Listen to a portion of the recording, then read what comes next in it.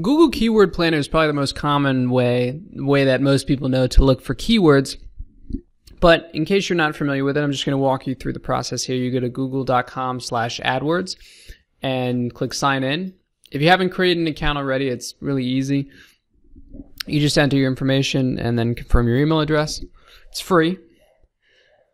So I don't have any campaigns here. I'm just setting this up here for the demo. But once you're in your account, you would click on Tools, go down to Keyword Planner, and then you click on Search for New Keyword and Ad Group Ideas. And then you could put in your product or service there, and Google would find keywords related to that.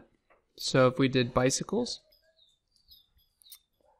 you could also write a comma and then type in another keyword. You can put your home page, or you can choose a category from the list here.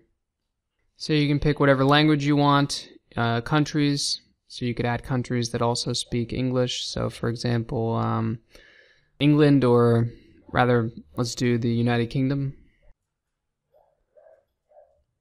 And this is going to give you the average monthly searches for the last 12 months. Once you're done there, you just click on Get Ideas. And the default tab here is going to be Ad Group Ideas, which is going to give you several keywords for each of these keywords that on the left here.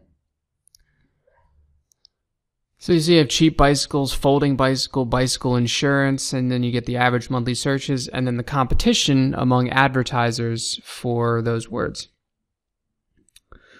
So if you click on the little bar graph there, you'll get the monthly searches over the last year. You could also click on one of the keywords there, and it'll break it down, give you even more specialized terms. So if we go back, we click on Keyword Ideas.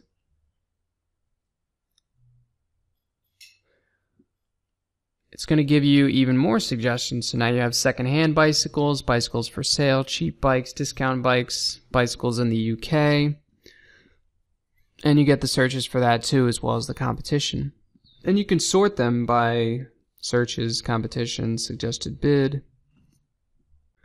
So over on the left, you can also create a filter if you only want a certain number of monthly searches, right? You don't want something that only has 10 monthly searches. And then you can choose the competition. So if you didn't want high competition because you don't have the budget to compete with them, you could choose medium or low. And in negative keywords, you can exclude certain things. So for example, if you typed in the word bikes, maybe something about motorcycles comes up, but you don't sell motorcycles, you only sell bicycles, so you want to exclude those. Or maybe you don't sell to kids, you only have adults bikes, so you could exclude kids or children's bikes to make sure that those keyword ideas don't show up in the results here.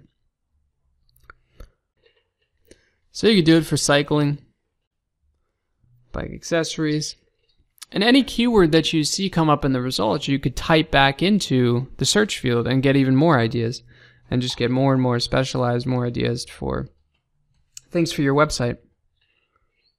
We're all just, this is all part of the planning process here. We're just adding keywords to our Excel spreadsheet, and we're going to organize them a little bit later. So you can keep searching here, and you go all day long. You could do this for hours. But once you find a good list, there's a little download icon you see there in the top right. Even video games for bikes. That's a new category. I didn't even think of that. And like I said, you can download all this data right up in the top right, download, and then it'll put it in a CSV for you.